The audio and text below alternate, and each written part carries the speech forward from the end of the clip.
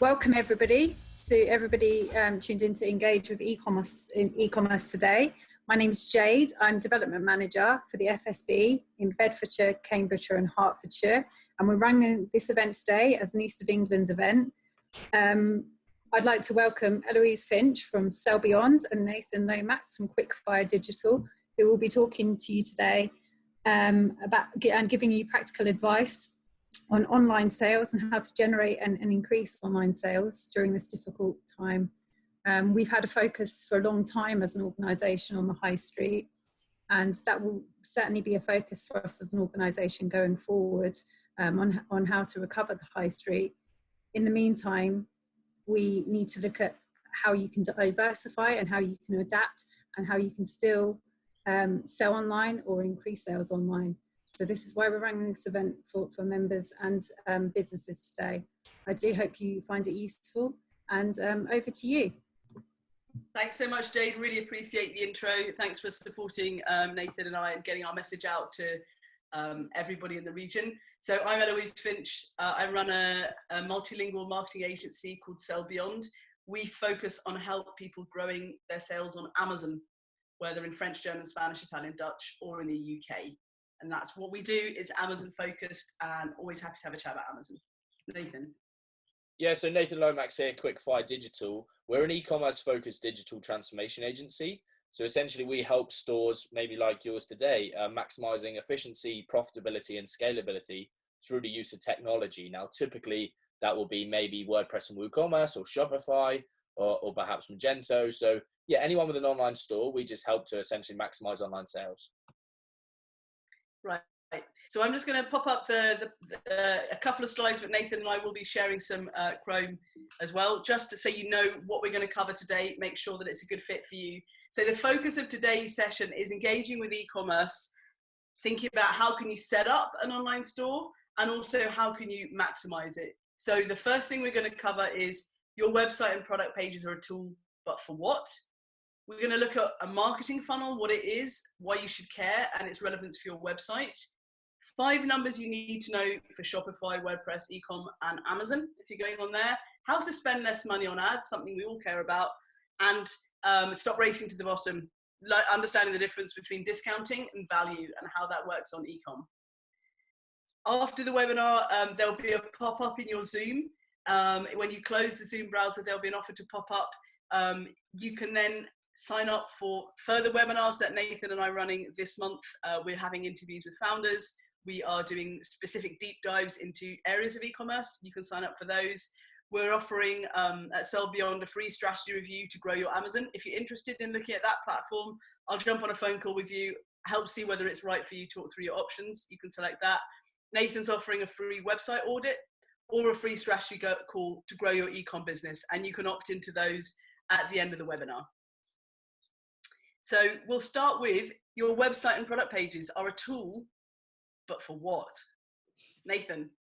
Yeah, thank you. So essentially, one thing we've found since certainly COVID-19 is more and more people saying, look, we've got this site, we've got our proposition, but actually our proposition pre-COVID is no longer relevant, right? And this is particularly with some e-com stores and actually a lot in the kind of hospitality space and restaurants and things like that, where people are saying, look, I've got this product or service, but actually now the world's changed. I need to adjust my proposition.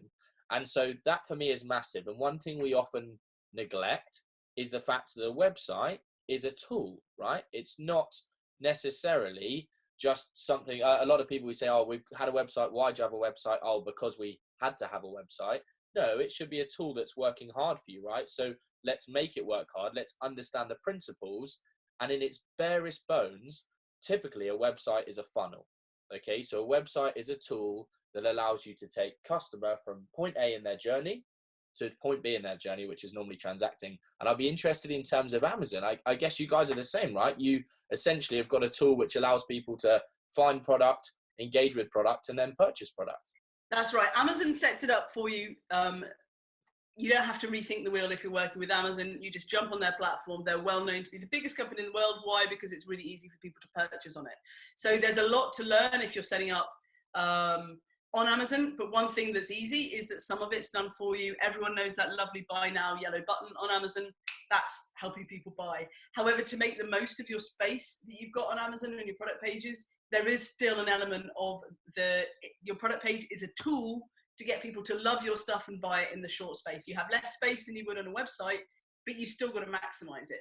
So if a key point then, Nathan, is that the website is a tool, and we might now have to rethink, what is our website doing for us right now? This is it, right? So many people become lazy with their site, and we're all guilty of it, right? Almost like a cobbler with broken shoes, in that we understand the importance of a website, but yet actually we finish the website, we get it done, we're over the moon, we tell everyone about it, and then we leave it and it just stagnates. And then you come back to it in kind of 6, 12, 18 months, maybe longer, and you go, wow, is this really what we did?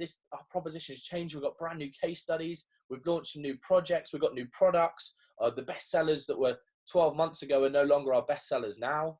And that's something I really encourage us all to do, is now is the perfect time.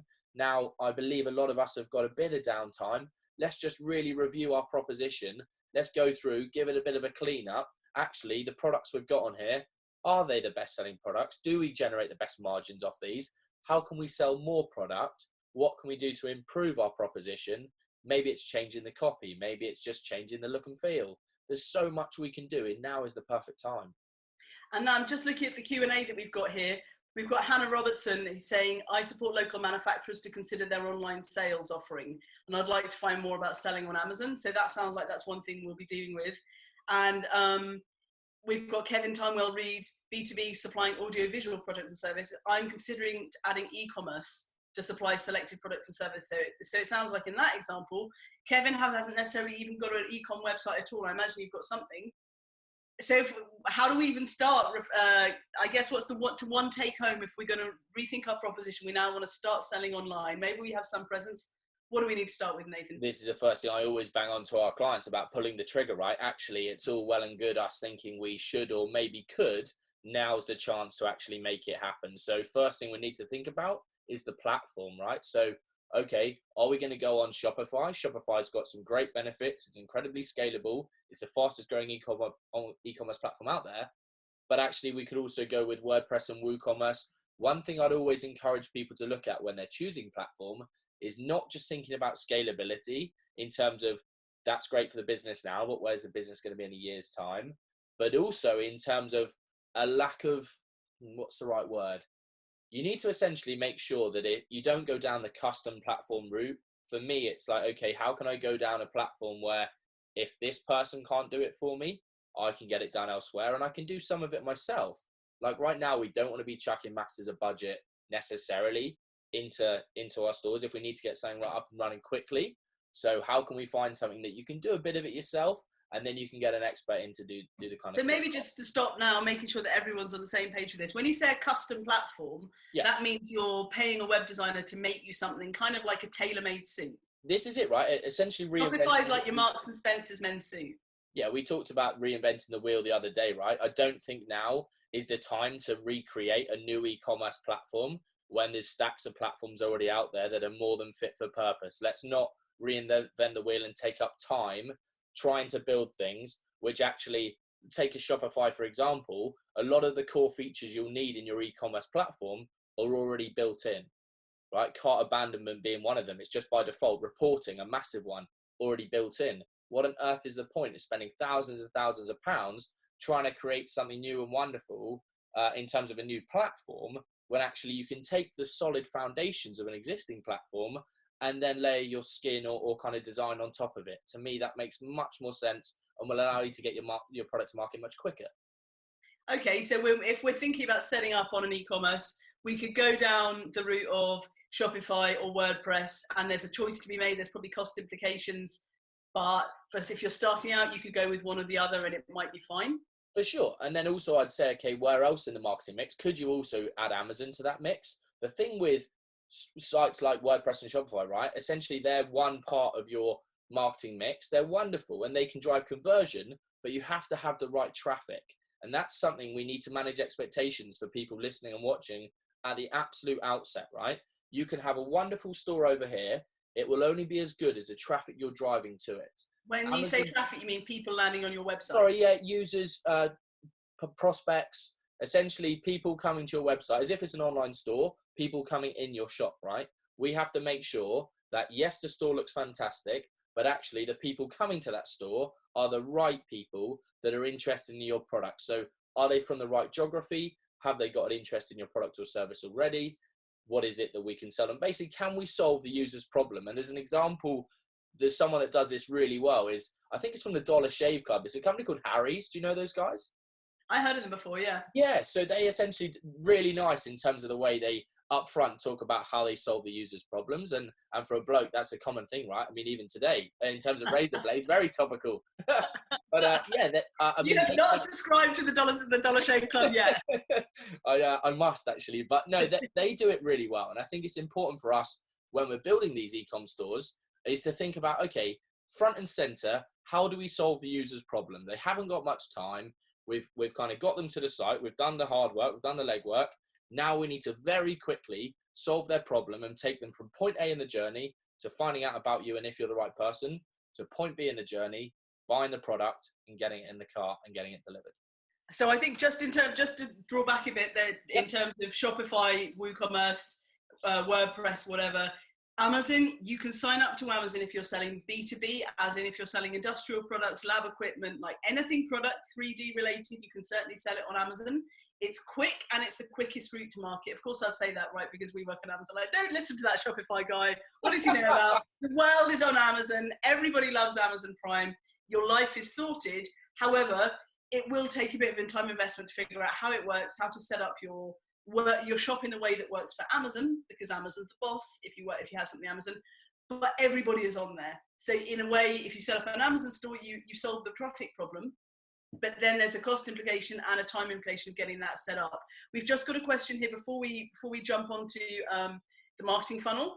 What about selling online programs, i.e. training or coaching? Yeah, nice. So there's a couple of tools out there already. There's one called Kajabi, which is quite interesting, worth checking out. And one thing about selling products or programs is or coaching is there's two parts to that fun in my eyes. There's the course itself, and then there's a kind of community that sits behind it. So looking at something like a WordPress site, which essentially allows you to sell the course, and then looking at a buddy press or some kind of third party. There's another great one where we've been investigating at the moment for another client called Mighty Networks. And that's one thing people forget, right? They think the job is just to sell the coaching. That's the first part, but actually how do you increase average order value and lifetime value of that customer? You get them into a community, you nurture them, and then you upsell more and more product, right? And presume the same thing with selling coaching or online programs of any kind is getting people to your site. And there's a whole front end piece of advertising. We're not going to cover that today, but yeah, we have to, on one hand, not angst about getting stuff done, but on the other hand, be aware that there's a bunch of stuff to learn. I think let's just really sorry, like Hannah just raised a really good question about, does Amazon, Shopify, and WordPress cope with bespoke custom products, i.e. quote request process?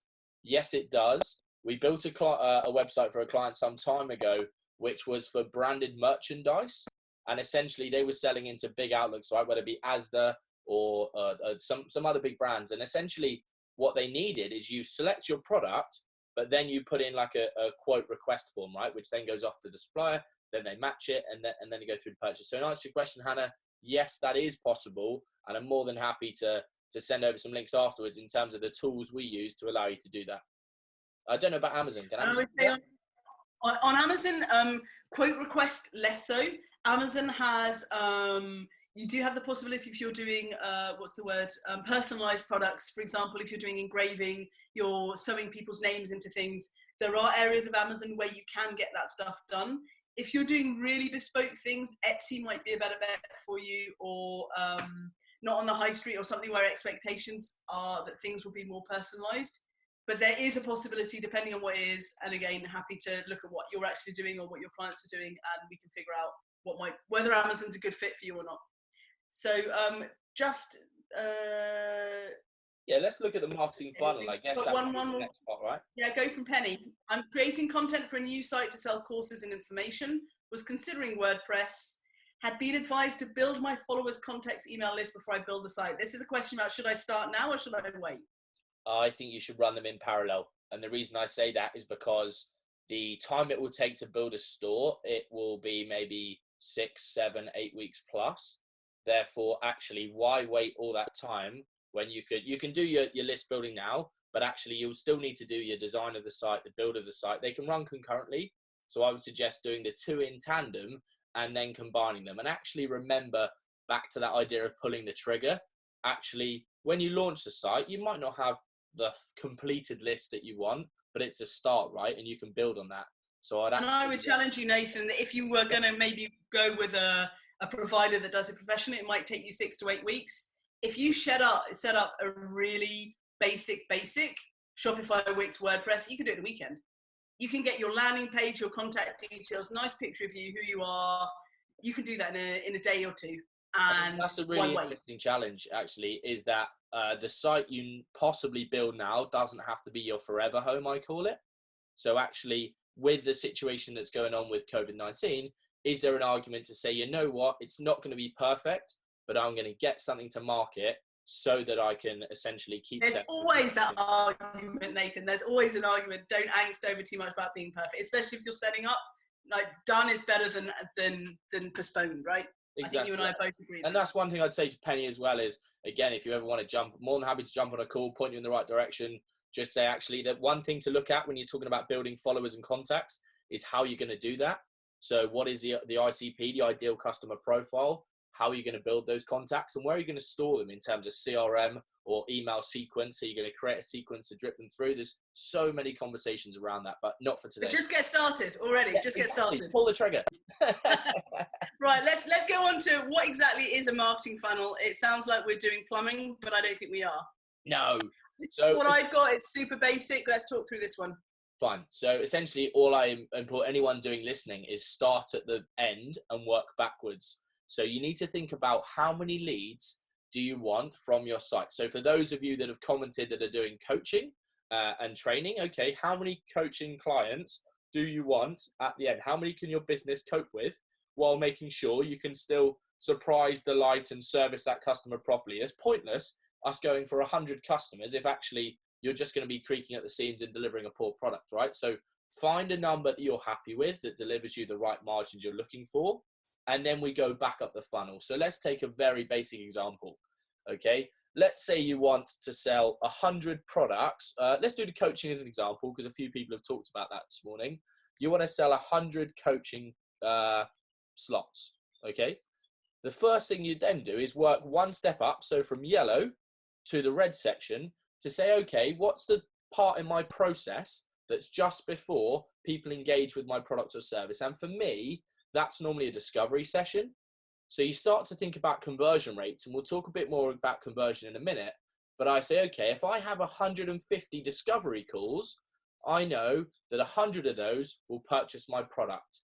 I hope everyone's following so far. But essentially, if we want the yellow box to be 100, then we need to say, okay, how many discovery calls? So how many items in the red box do we need to have to get this yellow figure? And for me, that's normally 1 in 2. If I have discovery, maybe 1 in 1.5. So actually 150 calls, I think I could get 100 clients. So then we go to the purple box and say, okay, what's before a call? Normally that's people filling out a form. And I would say 1 in 5 people fill out a form. So I've already done myself for the maths now, but I think that's 750, right? So 750 people fill in the form. I know that 1 in 5 of those will go to the red box, which is a discovery call, and that'll be 150. And I know 1 in half of those will convert, so 100. Eloise, does that make sense for you? The numbers, you've already kind of lost me, but I think what we're saying is we're going to start with a lot of people and end up convincing some of them. Basically, start with loads of people and refine it down over time. I suck at numbers, right? But I'm sure they are the right numbers. But essentially, how can you start at the bottom of the funnel and reverse engineer it, as opposed to saying, I'm just going to chuck 1,000 people in this hopper and hope for the best, if we know actually in this blue box, this is where it really gets interesting. I need 1,000 people, as an example, in the blue box. So what do they look like? How do I find them? What is my ideal customer profile? And then you can refine the process. And then it really becomes a case of maximizing conversion at each step. So actually, what about if I didn't get 1 in 5 filling out my form, I got 1 in 2? Well, all of a sudden, that means we've got to work a hell of a lot less harder than we would do.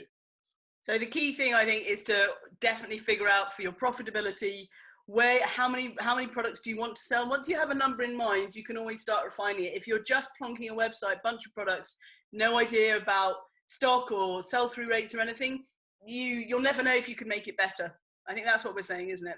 Yeah, absolutely. And if we look at an example, right? Essentially, if I just try and share my screen, I'll see if I can. Hang on, I'll just stop this one. And I think let's jump into some specific examples of marketing funnels on Amazon and on your platforms. For sure. So if I share this screen, hopefully everybody will see Pretty Little Thing, like really famous site, right? But actually they get this product page absolutely perfect in terms of how can I quickly get someone from A to B? So how can I get someone to the product they're interested in? You quickly choose your color, you quickly choose your size. I say quickly, typical. I then go on to make the purchase. And that's one thing I'd encourage you all to do, is how can I very quickly get people to put a product in the basket and then get through to checkout. And you look at John Lewis as another example I was looking at earlier. These guys do something really well. Eloise, we talked about this other day in terms of scarcity. I really like the idea of actually 10 people bought this product in the last 48 hours, or 10 people are viewing this right now. You feel people work in a herd mentality, right? So we're thinking, crumbs, if 10 people bought this in the last 48 hours, it must be good. Or if 10 people are viewing this now, I don't want to miss out. So you jump in and make the purchase, which pushes people along the funnel faster. Does that make sense? I think if that works with your brand, I'd say we've probably all been on websites that are a little bit shonky, where it's telling me that someone's bought something in the last 5 minutes. You're like, really? You go in it the next day and that same person? Oh, I mean, it's got to be authentic, right? You can't just say 50,000 people are looking at this product and you're going to miss out. But at the same time, with the right product and the right brand, it's a perfect way of driving people through the funnel a bit quicker. Right, I'm just going to show you an example on Amazon. Two real quick examples of where you can do something a little bit better. Okay, here we have two examples of bird food, right? This is an Amazon product page. We've all bought stuff from Amazon. I want to show you two examples of how we can use an Amazon page as a funnel. I'm looking for bird food. I'm looking to nourish my budgerigars, what it is. We have one page here. It's shouting at me in capital letters. Blah, blah, blah, blah, blah. I don't really know what it is. It's only got 2 reviews. And if we scroll down, it's not really, there's a lot of Amazon ads here. There's not really anything happening. If I'm landing on this as an Amazon consumer looking for bird food, I'm very likely to bounce off. I don't know anything about the brand. There's only one picture. All of this stuff we can't control. But as Amazon sellers, all of this stuff we can control. Now, if we look at this other company, they're also selling bird food. They are showing Amazon love here. We've got 2 different variations. We can get a big bag or a little bag on the same page. There's promotional offers. We want to save some money. We've got all the pictures available. We've got ingredients. We've got the branding. We've got the charitable donations to build the brand of this. And we go down here. This company is using their Amazon real estate. They're telling us about all the other things we could buy. We could buy budgie, we could buy parakeet, we could buy duck and swan food, squirrel food, everything, and telling us all the ingredients in it. And that's just an example of, although Amazon is working a lot for your, for the referral fees you pay to them, there are still ways that you can get the love and allow people to make choices and upsell to them here, whereas this company is not taking advantage of any of that. So that's what I think, in terms of driving people along the marketing funnel, how to get people to A to B. It's going to be different depending on the platform, but you've got to think about it of all the ways you can make that journey. Do you have anything more to say on the marketing funnel? Yeah, just the one thing I'd like to add to that is just the social proof part. I'm just going to quickly load up a site, and Argos do this particularly well, but at many sites, many big brands, and that's one thing I encourage you all to do actually, is don't try and reinvent the wheel. Companies have spent thousands and thousands and thousands getting the kind of user experience and conversion absolutely right. So actually there's so much we can learn from those bigger brands. So I use Argos as an example quite a lot in terms of actually one really important metric when we're trying to drive people along a funnel is social proof. So how can people know that this product does what it says it can do? And so if I just very quickly show you this controller, hopefully everyone can see that. You land on the product page for Argos. Super clear above the fold. I can very quickly see credit plans if I need to. Again, we're thinking of objection handling. So what are the typical objections people will have? Okay, does it say what it can do? Well, there's 38 reviews telling you it can do what it can do. So that's objection ticked. Okay, actually 79.99 is a bit too much for me. Don't worry, we've got credit plan available. So another objection handling ticked. Is there any stock? Another objection handling ticked. The list goes on, right? Can we insure the product? They do it fantastically well, and it's all neat, clean, and above the fold. One thing I would really encourage you all to do is split test this stuff, okay? Because while I've got ideas, Eloise, I'm sure you've got ideas, actually the real ideas that matter are the customer's ideas, right? So actually, how can we make sure that we add in social proof? Okay, does that affect conversion? Let's add in product variation, or maybe different photos, or maybe some more rich content, so video, etc. to product pages. Does that have an effect? If I'm just setting up on an online store, how can I get social proof? Like, I'm just switching my offer, I'm setting up. How can I get that stuff? Do I have to buy it? I would send your products to a few people in terms of trusted contacts or influencers, and see if you can build up some initial reviews. Reviews are really important, but authentic reviews are the most important. So I really disagree with the fact of, okay, just ask your brother, your mum, your sister, your dog just to add a review, right? That just doesn't cut the mustard, and people can see right through it. So actually think carefully about who your ideal customer profile is, and it might be that you do send them a product depending on price point, or you send them some kind of coupon towards a product. Either way, capturing honest, good reviews is really important. And then the magic dust on top of that is how you reply to those reviews, both good and bad. Okay, so just saying, thanks so much for taking the time to review our product. I'm glad you enjoyed it. Or actually, I'm so sorry to hear that the product wasn't up to your satisfaction. What can we do to help? People make mistakes. It's how people deal with those mistakes that determines a brand. So we're going to encourage reviews in a short period, which is Hannah's question. How do we do that? We can reach out to certain people and see if they would want to engage with our product. For people that buy it, I'm assuming we can always call them up or send them a nice email or a thank you card with some kind of offer. If they left us a review, we'll do X. Can they spread the love? We'll do Y. Certainly on Amazon, there's a few more restrictions on how you can do that. And you certainly can't ask people on Amazon for 5-star reviews. You can send follow-up emails. There's various software integrations that allow you to do that automatically. There are review farms. You go on Facebook, type in Amazon reviews, you can review any product, but we all know what those reviews look like. They look super fake. But there are various ways and means depending on your product. There's a couple of questions here. We've got Hannah, who we've said that we've answered her around encouraging. Yeah, I think we'll leave those other questions to slightly later on, because it's not about reviews. Shall we just keep on going with the 5 numbers, and we'll leave those ones to the end? Make sure we cover those before the end. Yep. No problem.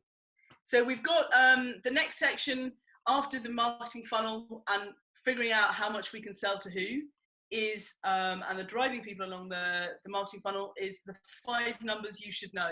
Now, this is for people that are already selling online.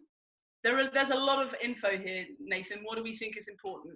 I think the main thing to say at a higher strategic level is it doesn't matter what you're selling online, reporting is an absolute must. What gets tested and measured gets done, and you can't improve unless you set a benchmark, right? So I don't care if you're selling 1 product or 50,000 products, you need the data out the back of it to see what's working and what's not. Because that's actually, I was just going to say, I was having a conversation with a company yesterday, which is looking at selling on Amazon. They're doing B2B. And we had that conversation, you and I talked about it just before the webinar started. That company has a commercial director who knows a lot about negotiating with supermarkets. And they have a marketing manager that knows a lot about designing great websites. They're not necessarily aware, which is why they're talking to me, of what reporting looks like for e-com, because it's not just about sales, is it? No, well, this is it, right? And this is one of the things I'll encourage anyone to do is if you're going to focus on 5 numbers, one of the things I'd look at is bounce rates, in terms of you're spending hard-earned cash to get people to the site. Why are they bouncing and where are they bouncing? What is it we're doing that's putting them off and allowing them to exit our funnel, right? That's really important. And also a little addition to that, if they are going to leave the funnel, how are we going to make sure that they don't leave the process entirely? They simply go into your next funnel. So can we add a remarketing script or something that allows them to go into the next funnel and you follow them for 540 days? And again, the best example of that is, I don't know if all of you know about remarketing, but essentially you go onto any national newspaper. If I just quickly go onto the Daily Mail here as an example, you will see we've been looking at Pretty Little Thing down the left-hand side, and I've been looking at Smart Technology down the right-hand side. And both there I'm being targeted with ads. I've left their funnel, but actually they've just put me into another funnel. It's an incredibly powerful tool. Fair enough. I think that the key message here again is that if you're selling online, or if you're selling face to face, there's going to be a lot of metrics you know about. If you're selling online, you've got to be aware that it's not just the bottom line of what revenue you're generating, because you have so many more things in your control. Who gets to your website, who gets to your Amazon page, who's on it. We can then do a lot better job of figuring out what those people are that we can't necessarily speak to face to face. And I'm just going to do a real quick screen share about what you can get on Amazon. We're not going to deep dive into this particular webinar. This is from a seller perspective of selling all of these products down the side here. This is the data you get from Amazon about what people have bought, how much they've bought. Like, we care about the bottom line here, but it also tells us how many people hit the page, what percentage of people then bought.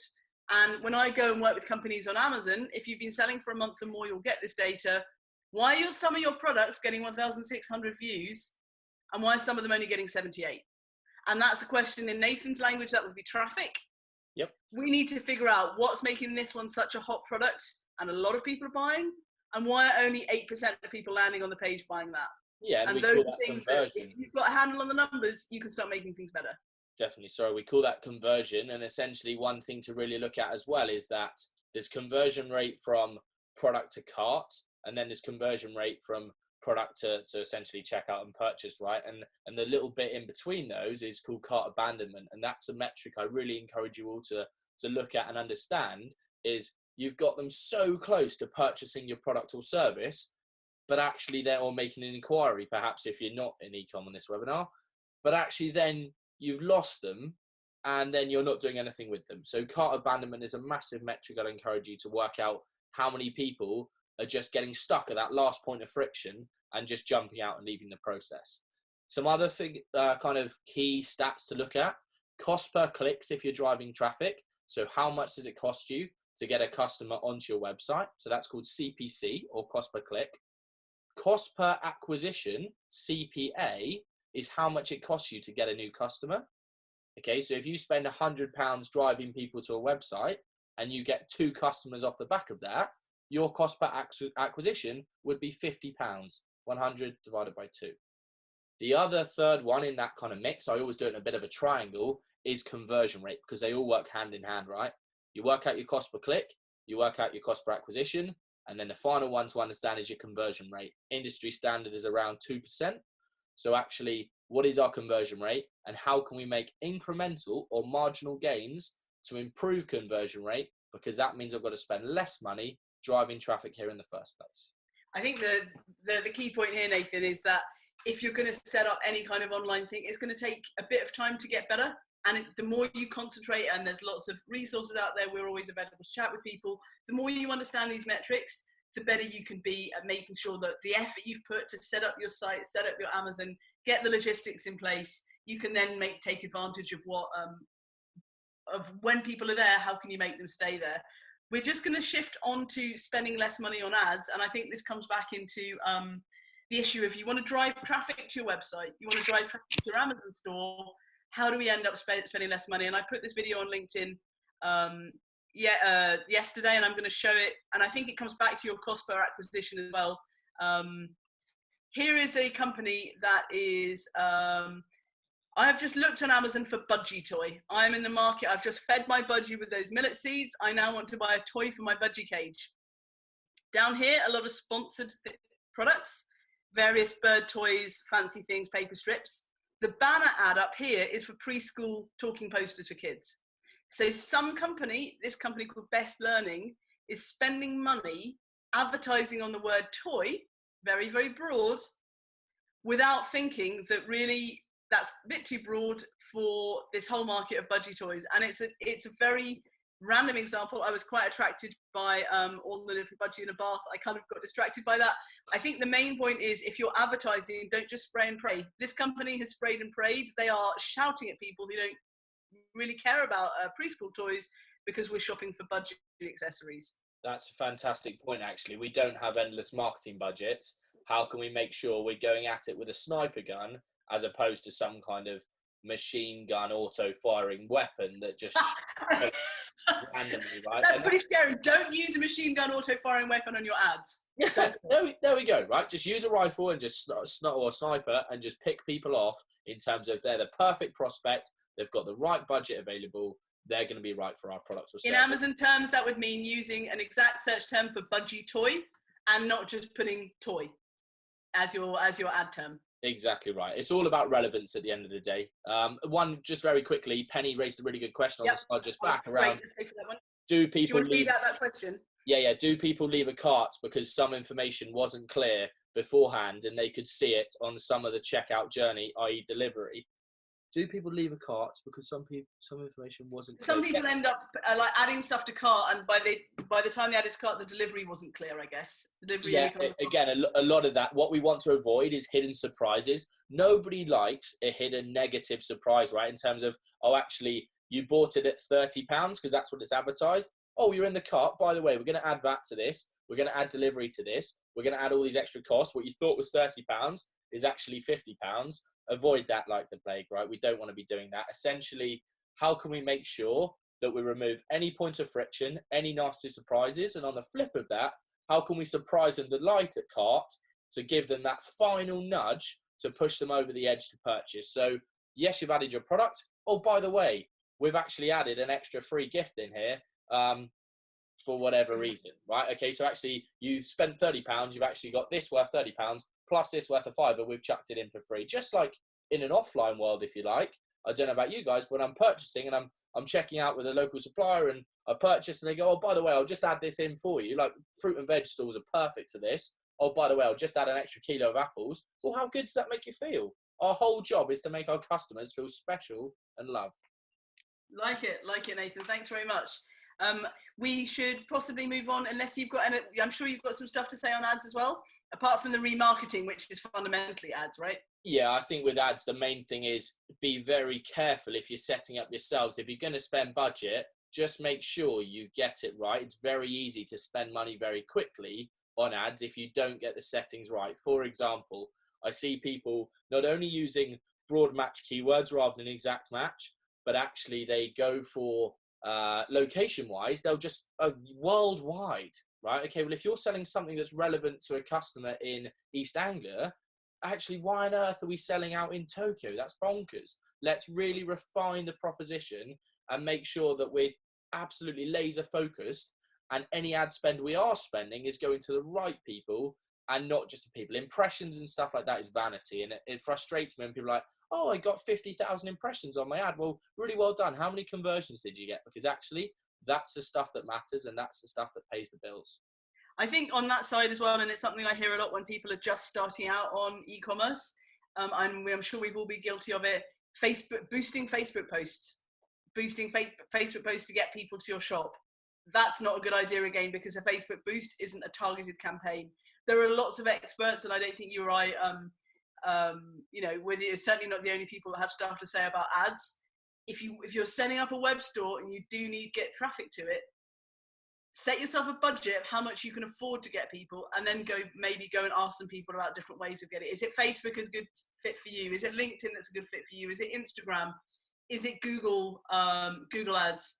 There's so many options, but you do need to get people onto your website. And again, with Amazon, if you're starting out with an Amazon store, you will probably need to spend some money on Amazon advertising, but you need to set yourself a budget and not just spray and pray.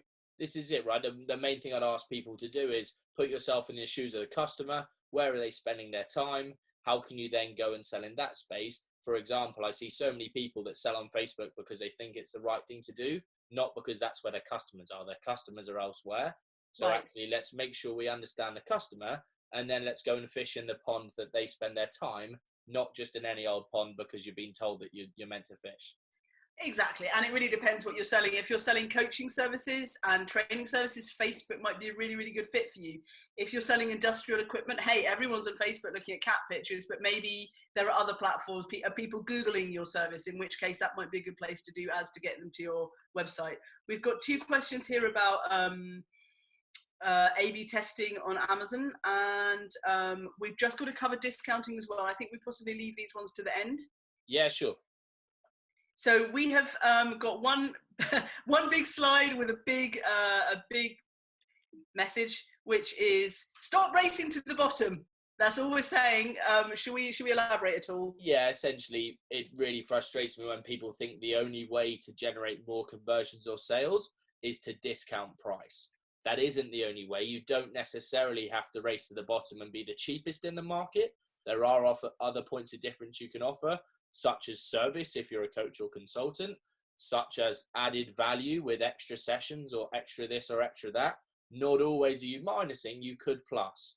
And that's especially if it's a plus that doesn't actually affect your bottom line, more time spent with the customer, making them feel good. And I would say on Amazon, in relation to something like eBay, and this is something that my customers tell me, eBay, great for lots of things, great for auto spares, for example, spare parts. eBay is very price driven. So often there'll be high competition on a pricing basis for products, whereas my customers tell me on Amazon, that's not the case. And I know a lot of my customers will price something more expensive on Amazon than on their own e-commerce store, because on Amazon, there's a perception of higher prices, higher quality.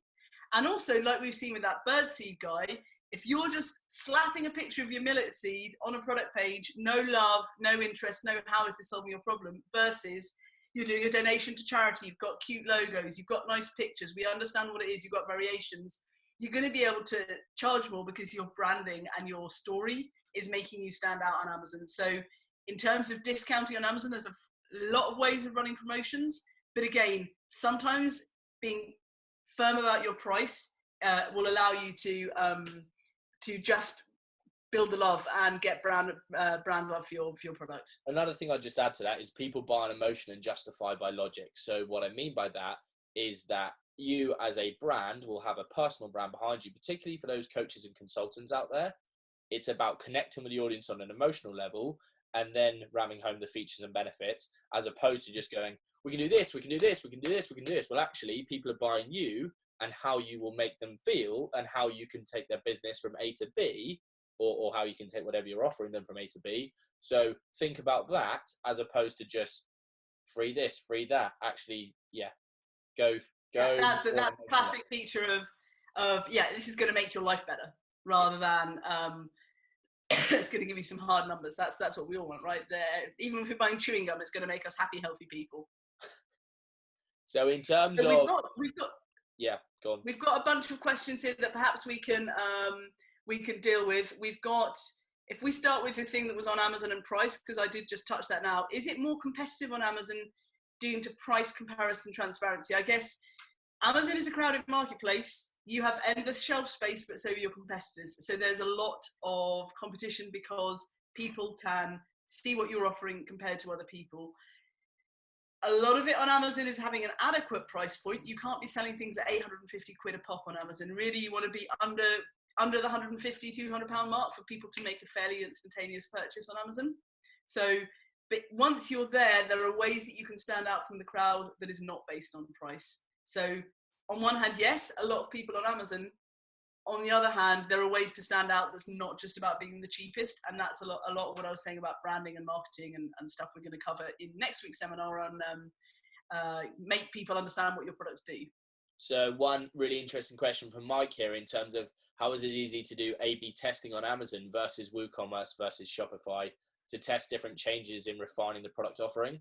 That's a really good shout. And I don't know about Amazon, but certainly for Shopify and WordPress WooCommerce, you can run variations of pages. You can either use third parties, plugins and tools to serve those, or you can do it manually to keep costs down in terms of using different product templates. Should we just explain what A/B testing is? That might A/B testing is essentially, here's example A of a product page, here's example B. Let's serve this product page first to a set amount of people, so 100 people. How many conversions do we get?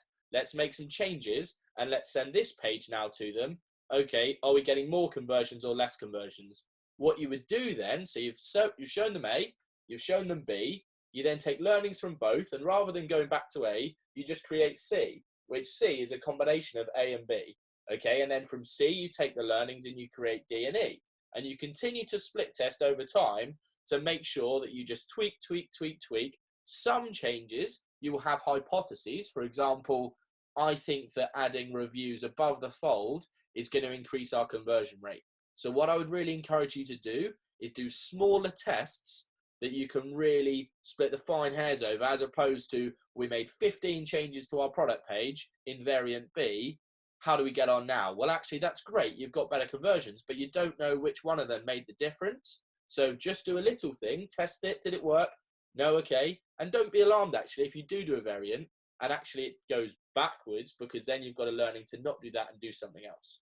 In your platforms that you work with, can you do A/B testing, so A and B at the same time? You can serve half to this population, half to that, or does it have to be this? Try this one and then you try that one. There's various extensions you can use and plugins and Shopify apps to allow you to do that kind of thing, and you could even build your own kind of custom app. But actually, in the most cost-effective way would be to test and measure through analytics and to use a variant one for a week and another variant one for a week. I mean, in an ideal world, if you do have the budget, I would encourage you to use a split testing tool. Google Optimize is quite interesting. What else do we use? There's a couple of other split testing. VWO.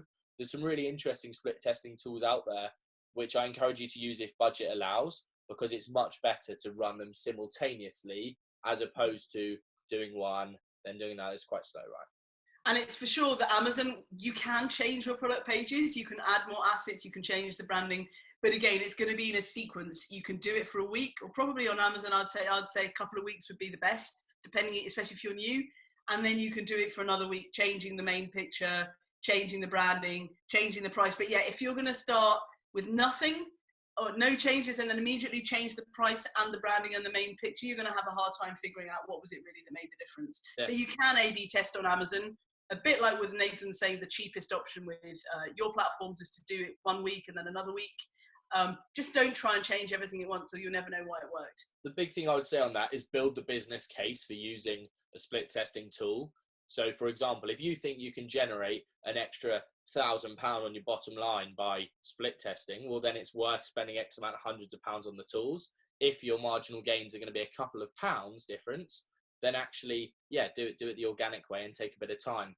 Conscious of time, Eloise, we've got 3 more questions I'd love to get through. Let's go for it.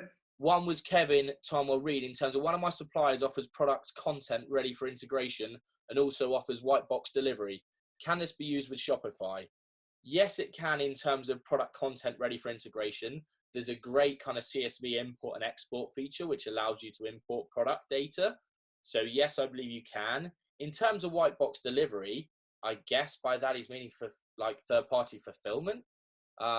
If that's the case, then yes, you can use third-party fulfillment houses. But yeah, Kevin, if you want to drop me another note, I'm happy to clarify if that isn't what you meant. But I believe Shopify can handle those things, as can WordPress and WooCommerce, to be fair. Penny's got a question on what are your views using Teachable. It's not something that I know about. Is that something you have an idea about? No, I'm really sorry. I've not come across Teachable before. I think it's really important that, yeah, if ever you don't know something, just to hold your hands up, right? I'm sorry, Penny, but that one's not for me. The only thing I would say, now I'm going to completely contradict myself, or what you've just said, Nick. Sometimes I find when I'm talking with people about what platform that they should use, whether it's setting up a website or learning a new skill, or should they use HubSpot or another, or Pipedrive for their CRM, sometimes you can spend too much time worrying about the platform rather than actually trying to figure out how to please your customers. And I really don't know anything about Teachable, but it is something I hear when people angst too long about the platform. I feel like it's because really they're worried about starting. And I would just ask yourself, is that really the issue? But I'm sure you can find other experts that know more about Teachable. It's a great shout. Rebecca here. I'm going to say Rebecca's one till last because it's actually a great takeaway for everybody in the group today. Let's go for it. In terms of Hannah, Amazon is great for order tracking. Is this part of the standard offering? Do Shopify or WordPress have tracking functionality? The Shopify inbuilt reporting is some of the best reporting I've seen. It's phenomenal. WooCommerce also has reporting dashboards. They're both, of course, linked with analytics as well. Order tracking would normally be done through fulfillment houses or shipping providers. So DHL or whoever will have some kind of order tracking facility that you can bolt in. But I'm more than happy to send you the links to the tracking available within both platforms. Really, really powerful features we can get. Shopify in particular, their reporting suite is second to none. Awesome. Okay, let's jump on. Rebecca has a really big question. I'm an acupuncturist. I run a multidisciplinary clinic with 24 practitioners. Am I doomed? I have really been trying to think of ways to innovate, but seriously, massage training at home isn't going to give us a good income, I don't think. Question mark, Rebecca. That's a big question about pivoting. I was going to say the big thing is the ability to pivot and what we can do. It would require to give that answer, well, to give you a really good answer, it would take more than just 4 minutes on a whim, right? We would need to sit down and really think about it. My big feedback is that no, you're not doomed if you're prepared to make relevant changes. Essentially, there's still place in the market for your product or service. It's just really important that you are prepared to adapt. I see a lot of people that are, oh, we've done it like this for so many years, we don't want to adapt. We're going to have to make changes, right? We're going to have to change, but no, you're not doomed. And for anybody listening here, the whole reason you've come on a webinar like this today is because you're not doomed, because you are, unlike many other people out there, you're prepared to learn, change, pivot, and make a difference. And that's what's going to make you stand out than all the other brands out there that just think, oh, we'll be fine, we know best. Actually, we've got all the answers. It's really important in times like these to almost have a bit of vulnerability and say, you know what, we don't know all the answers. Let's go and learn and improve ourselves and better ourselves.